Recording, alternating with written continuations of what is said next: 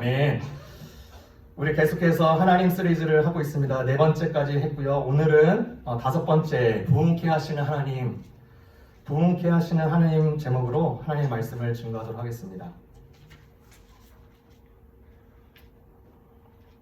BC 1705년에 아벳 전투, 여러분 기억하시죠? 그때 4,000명이 죽고요. 블레셋 사람들에 의해서 3만 명이 죽습니다. 토탈 3만 4천 명이 죽고, 그때 당시에 엘리의 두 아들이었던 홈리와 비나스도 죽고요. 그 죽음의 소식을 듣고 나서 엘리 제사장도 떨어져서 목이 부러져서 죽습니다. 더 치명적인 것은 하나님의 법궤가 그때 블레셋에 의해서 뺏기고 말았습니다. 이스라엘 백성들이 앞날은 캄캄했습니다. 죽은 것도 모자라서 하나님의 임재를 상징하는 하나님의 언약궤를 빼앗기니까 정말 어떻게 살아가야 될지 모르는 그 지경 속에, 심지어 그들이 자주 왕래했던 실로 성전도 파괴되었고 그들의 믿음 생활도 여전히 힘들었습니다. 왜냐하면 블레셋이 계속 정치적으로 그다음에 강력하게 그들을 억압하고 있었기 때문에 이들은 어떻게 살아가야 됐고 어떻게 하나님을 위한 신앙을 유지해야 될지 어려운 상황이었습니다. 블레셋 사람들이 언약궤를 가지고 옵니다. 그들이 가지고 있던 신상이 있었는데 다곤 신상이었습니다. 이 다곤 신상 앞에 여호와의 언약궤를 앞에 놓는 것입니다. 즉 다곤 신상 밑에 여호와가 있다라는 것을 상징적으로 행위를 보여주는 것입니다. 그 다음날 일어나서 다곤 신상을 가보니까 다곤 신상이 여호와의 궤 앞에 눕혀져 있는 것입니다. 참 너무나 이상한 것입니다. 사람들이 의아해하면서 다시 다곤 신상을 세우면서 여호와보다 더 높은 자, 여호와보다 더 강력한 자라는 것을 상징하면서 세워놨습니다. 그 이튿날 보니까 다곤 신상이 엎드려져 있는데 몸뚱이만 그 문지방에 떨어져 있고요. 팔과 머리가 잘려져 있는 모습이 그곳에 있는 것입니다. 블레셋 사람들이 이 모습을 보면서 끔찍하게 여겼고 불길한 징조로 여기기 시작합니다. 그러면서 안 되겠다. 이 여호와의 법궤에 우리가 가지고 있는 이런 물건이 아니다. 우리가 이렇게 핸들할 수 없고 우리가 감당할 수 없다. 그 다음에 그 지역에 하나님께서 종기들을 보내주셔서 그 지역에 팬데믹처럼 정말로 그 악한 질병들이 그곳에 이렇게 만연하기 시작합니다. 이 사람들이 이제 조금씩 깨닫기 시작하는 것입니다. 이 언약궤를 다시 이스라엘 족속으로 보내야겠다. 여호와 하나님은요, 이스라엘 백성들의 손에 의해서 무시되었고 업신여김을 받았지만 블레셋 족속 앞에서는 그의 영광과 그의 능력과 그의 임재는 여전히 살아가고 계심을 그들 앞에 보여준 것입니다. 그래서 이들이 블레셋 사람들의 제사장과 그 다음에 복술가들을 불러서 이 언약궤를 어떻게 보내야 될지 이제 회의를 하기 시작합니다. 회의를 거쳐서 가진 결론이 무엇이냐? 수레를 만들어 이제 막 젖을 먹이고 있는 소, 그리고 한 번도 멍에를 지어보지 못한 이 소, 그리고 지금 많은 금과 은과 재물들을 그 수레에 태워서 이 수레가 어디로 가는지 한번 보자, 이렇게 결론을 맺습니다. 그래서 만약에 이 수레가 벳세메다 지역으로 가면은 여호와께서 이 일들을 계속 진행한 것이요, 벳세메다로 가지 않는다면 이 일은 그냥 우연히 일어난 것이라고 이들은 생각하고 그렇게 결정하기로 따르기 시작했습니다. 그 다음날에 그 수레를 태우고 그 다음에 이제 그 소가 어디로 가는지 보는데 벳세메드 지역으로 가는 거예요. 그러면서 이들이 그 수레 뒤를 따라갑니다. 따라가면서 그 벳세메드 지역에 온전히 있을 때까지 돌아가서 그것을 확인하고 나서 그들은 이제 돌아갑니다. 법궤를 이동하는 이 장면을 통해서 이스라엘 백성들이 깜짝 놀랍니다. 하나님의 언약궤를 빼앗겼는데, 하나님의 언약궤가 자기들 품으로 오는 것을 보면서 너무나 큰 감동과 하나님은 여전히 우리를 위하시는구나.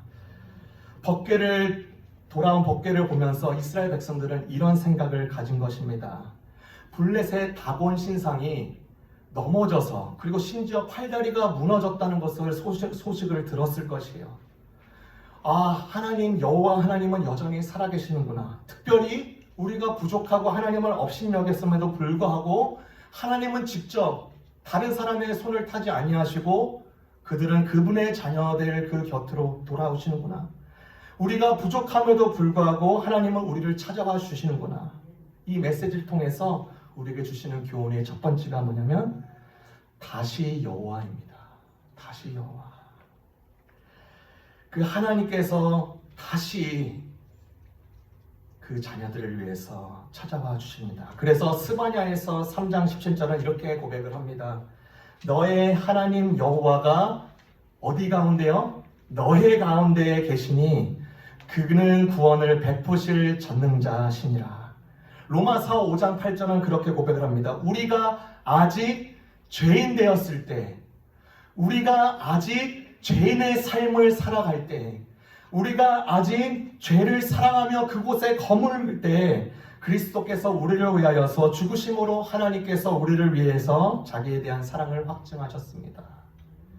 여러분, 부흥케 하시는 하나님은요, 우리가 무엇을 잘해서 우리가 무엇을 팬시하게 하나님을 위해서 드리는 것이 아니라 우리가 하나님을 위해서 섬김과 봉사도 굉장히 중요한데 이것이 전부이냐, 하나님께서 부흥케 하셔야 달라고 우리의 노력과 보상과 우리의 모든 보상 심리를 하나님께 드려서 부흥케 하시는 하나님이 아니라 부흥은 하나님이 우리를 직접 찾아오심으로부터 시작됩니다.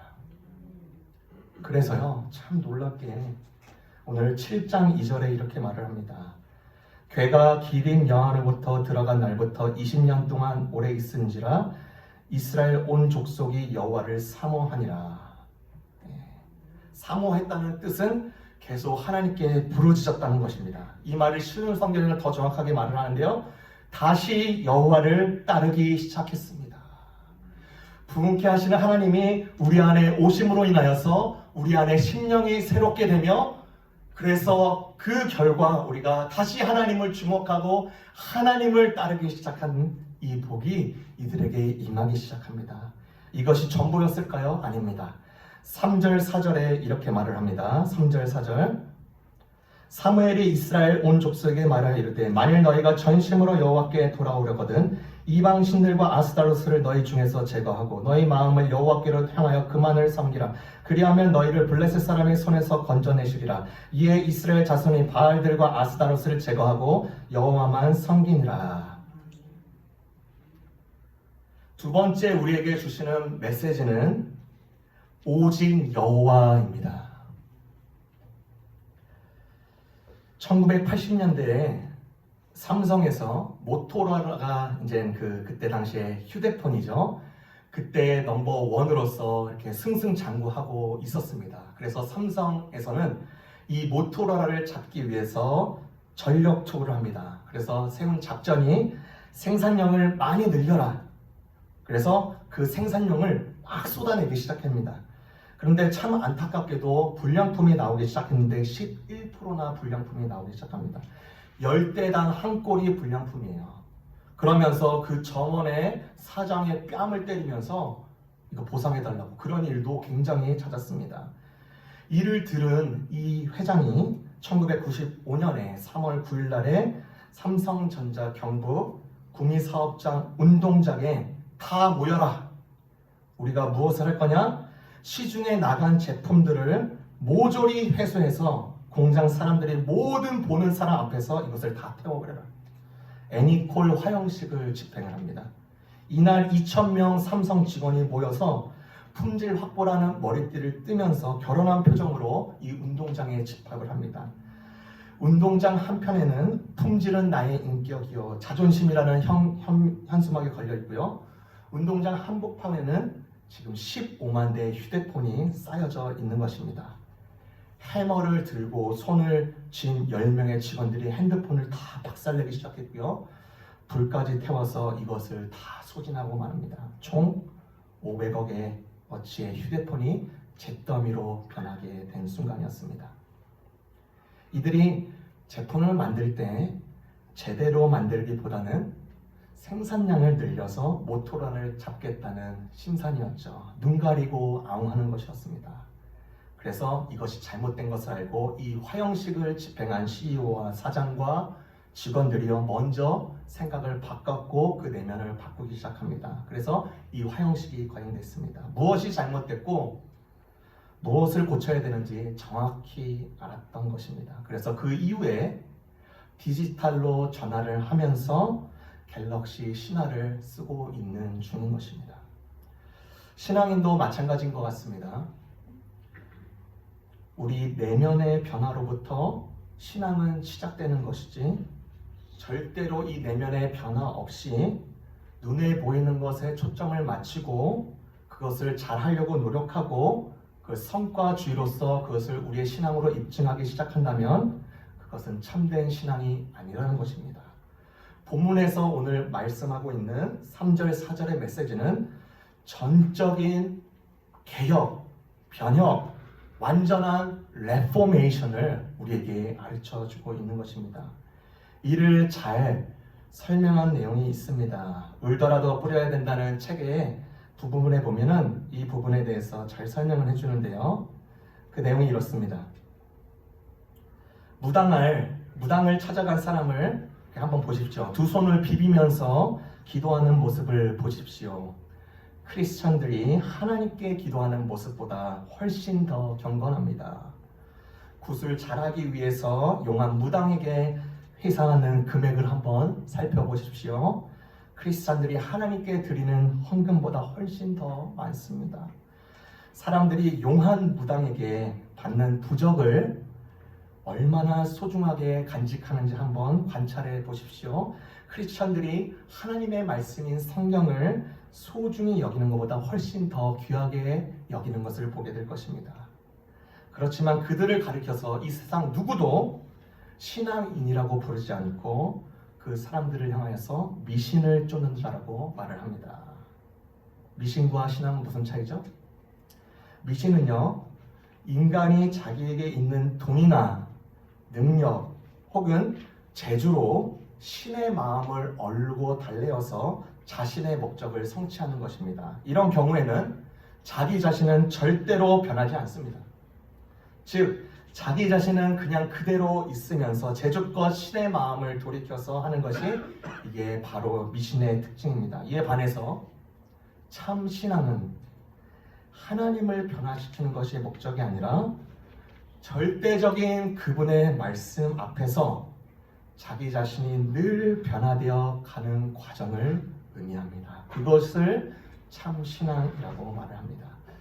지금 이스라엘 백성들에게 이 참 신앙의 도전에 있는데 이들에게 걸림돌이 무엇이었냐면 바알과 아스다롯이었습니다. 바알이라는 것은 비와 풍요의 신이었습니다. 그러니까 바알 신에게 빌고 절하고 제물을 바치면 비와 그리고 비를 통해서 그들이 경작했던 모든 소산을 얻게 해준다고 믿었습니다. 아스다롯은요, 미의 여신이었습니다. 그때 당시에 블레셋 사람들이 그들의 나름대로의 성전을 이렇게 만들면서 여자 창기를 제사장으로 세웠습니다. 아주 아름다운 사람들을 세우고 그들의 음란 행위를 통하여서 이들이 더욱더 즐거워지고 유쾌함을 통해서 우리에게 행복을 가져다 주고 우리의 진정한 가치를 가져다 준다고 그렇게 믿었습니다. 이것이 블레셋 사람들 것만이 아니라 이스라엘 백성들에게도 침투해서 이스라엘 백성들도 이것을 같이, 그러니까 즉 A or B가 아니라 A and B, 여호와 그리고 바알, 아스타롯 같이 섬기기로 그렇게 지속되어 있던 것입니다. 그들의 증거는 무엇이었습니까? 이스라엘 백성들 집집마다 이 바알과 아스타롯의 입상, 스태츄를 집 앞에, 그리고 집 안에 그렇게 세워놨습니다. 하나님도 좋고 이방신도 좋은 것입니다.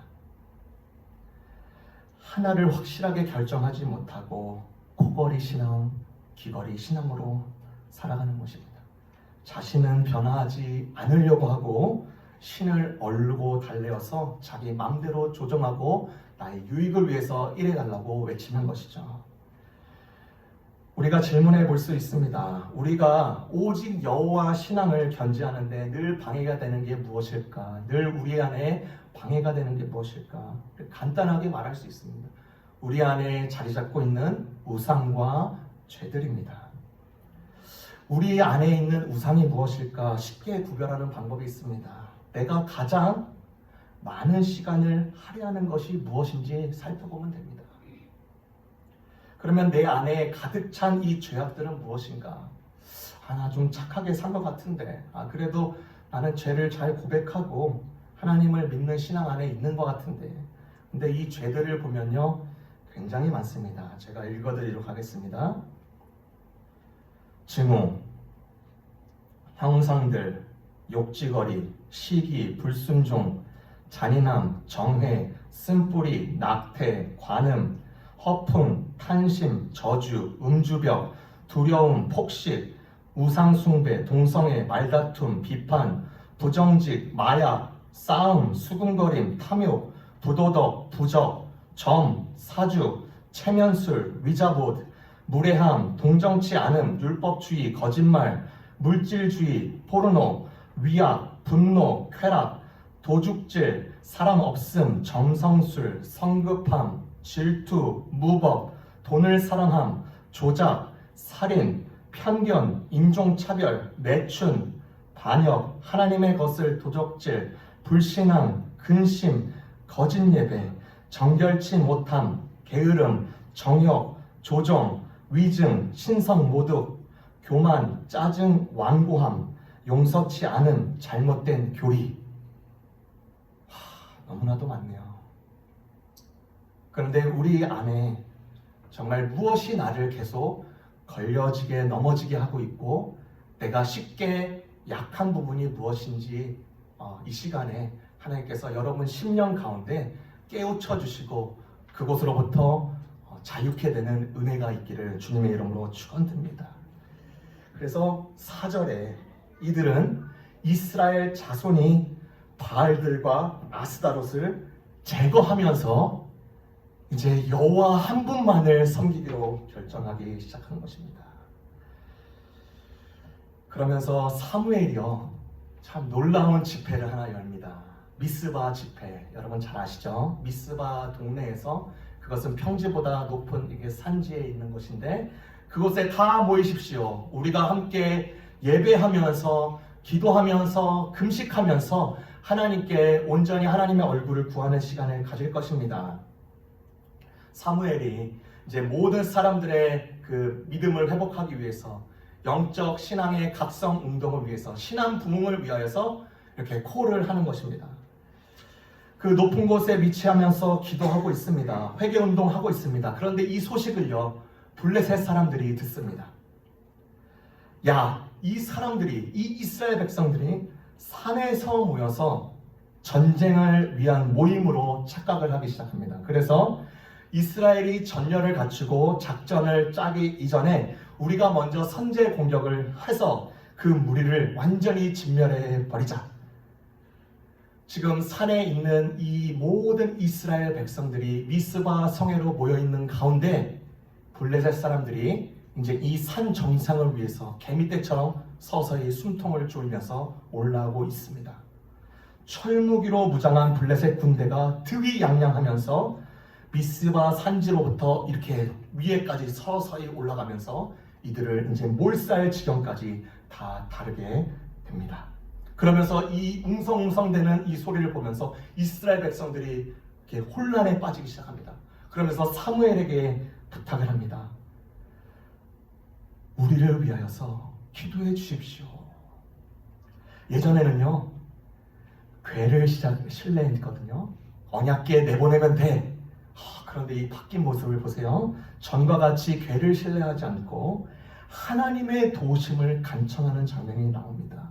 놀랍게도요, 하나님은요, 그 패배를 보았던 그 장소에서 큰 우레를 내려주셔서 블레셋 군대가 큰 두려움에 빠지게 됩니다. 그 큰 우레라는 것은 정확하게 어떻게 표현되지 않지만 이들이 모든 블레셋 군대들이 두려움에 빠졌다는 것은 엄청난 큰 경험이든지 어떠한 현상이든지 우리 하나님은요, 번개와 우박과 흑암과 별과 질병까지도 당신의 징벌하시는 도구로 사용하시는 우리가 알 수가 있습니다. 그래서 그렇게 두려움에 빠진 이 블레셋 백성들을 보면서 이스라엘들이 힘을 얻고 이들을 추격하면서 그 전쟁에 이기고 맙니다. 우리가 또 여기서 한 가지 질문해 볼 수 있겠습니다. 이들이 산 위에서 무엇을 하고 있었나요? 출애굽 시대 때 그들이 우상을 만든 게 아닙니다. 그들이 하나님께 온전히 얼굴을 구하면서 아스다롯과 바알을 다 제하고 불태우고 오직 하나님만 다시금 섬기겠다고 오직 하나님만 외치면서 그 미스바 콜링에 또 특별히 목회자 우리 사무엘의 이 콜링에 순종하면서 예배하고 기도하고 있었습니다. 그런데 왜 하필 그렇게 놀랍고 무시무시한 블레셋들을 맞이해야 됐는가? 하나님, 놀랍고 좋은 일이 나타나야 되지 않겠습니까? 우리가 의문해 볼 수 있는 것이죠. 제가 7살 때 평택에서 어머니가 저를 이렇게 어디론가 데려가는 것입니다. 확인해 보니까 치과였어요. 저에게 아무 말도 안 하고 그냥 데려간 거예요. 나를 모르는 아저씨의 손길 아래에 눕힙니다. 속으로 생각하면 엄마가 뭐 하는 거지? 그때 이상한 도구로 제 이빨에 그 썩은 부분을 막 갈기 시작하는데 제 몸이 그때 당시에 생선이 막 팔딱팔딱 뛰듯이 막 몸이 막 들리는 것입니다. 그래서 엄마! 나 여기서 꺼내줘! 이렇게 합니다. 근데 엄마가 들은 채도 안 하는 거예요. 그러면서 제가 모르는 이 아저씨의 말대로 어머니 얘 좀 손 좀 잡고 있어요. 그 말을 오히려 듣는 거예요. 그래서 이건 안 되겠다. 그러면서 제가 하나님 저를 좀 도와주세요. 이 아저씨가 저를 괴롭혀요. 그렇게 외쳤어요. 네, 아무런 이렇게 대꾸도 없고 이 아저씨도 자기 일을 하고 어머니도 자기 일을 하고 있는 거예요. 어머니가 이해가 가지 않죠. 그러나 치료가 다 끝나고 몇 주 몇 달 지나니까 그때서야 이해가 가는 겁니다. 아, 치과 아저씨는 나를 도와준 거였구나. 치료 전에는 모르죠. 그런데 치료 후에는 정확하게 압니다. 이스라엘 백성들이 예배하고 있고 회개 운동이 있고 기도 운동이 일어나고 있을 때 블레셋이라는 전쟁과 강력한 문제가 그들에게 다가온다. 전쟁 전에는 모릅니다. 그런데 전쟁 후에는 분명하고 아주 정확하게 압니다. 세 번째 우리에게 주시는 교훈은 언제든 여호와를 붙들라는 도전입니다.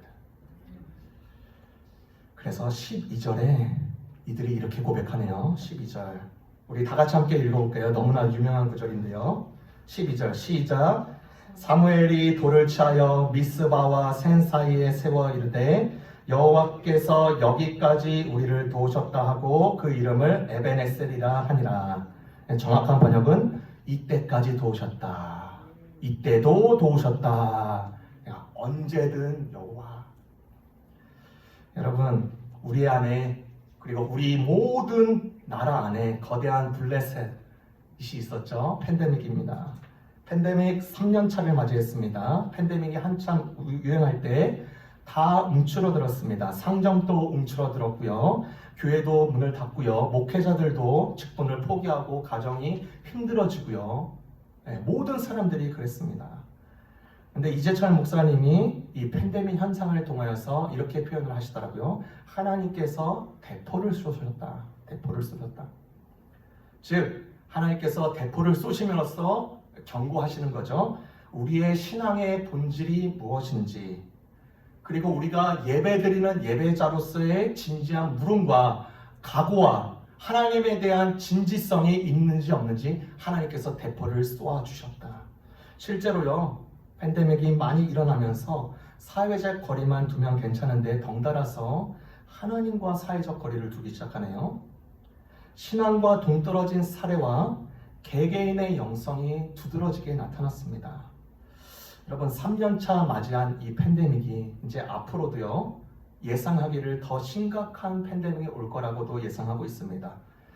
그때에도 우리의 신앙이 여전히 흔들릴 건지 아니면 언제든 여호와의 신앙으로 진일보할 것인지 우리에게 도전하고 있는 것입니다.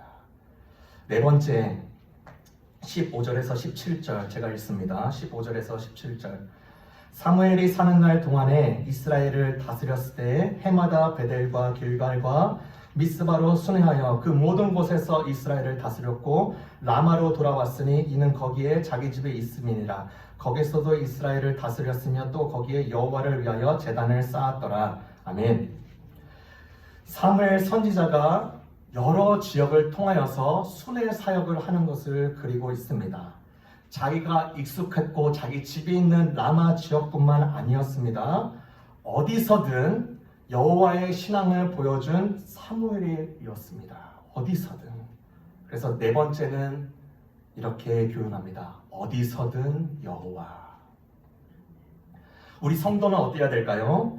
내가 편하고 익숙한 자리가 아니더라도 거기서도 여호와 신앙을 보여주는가 우리가 스스로 질문해 보아야 됩니다. 저희 친할머니가 신앙을 가진 분이었습니다. 그러니까 신앙을 가진 채 저희 할아버지와 그 남편과 결혼했는데 남편분에는 믿음이 없었어요. 그러니까 이제 힘든 걸 예상하고 있었지만 살아보니까 더 힘들었던 것이죠.